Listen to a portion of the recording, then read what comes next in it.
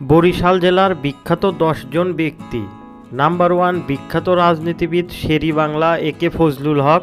Number 2 বিখ্যাত কবি Jibanananda Das.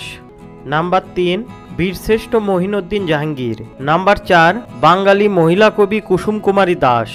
Number 5 বাংলাদেশের একজন মহিলা কবি, লেখক ও নারীবাদী বেগম সুফিয়া কামাল। নাম্বার 6 সর্দার ফজলুল করিম। নাম্বার 7 আলতাফ মাহমুদ। নাম্বার 8 আব্দুল গাফফার চৌধুরী। 9 নম্বরে রয়েছেন সিপাহী বীরশ্রেষ্ঠ মোস্তফা কামাল। নাম্বার 10 বিখ্যাত রাজনীতিবিদ জনাব তোফায়েল আহমেদ।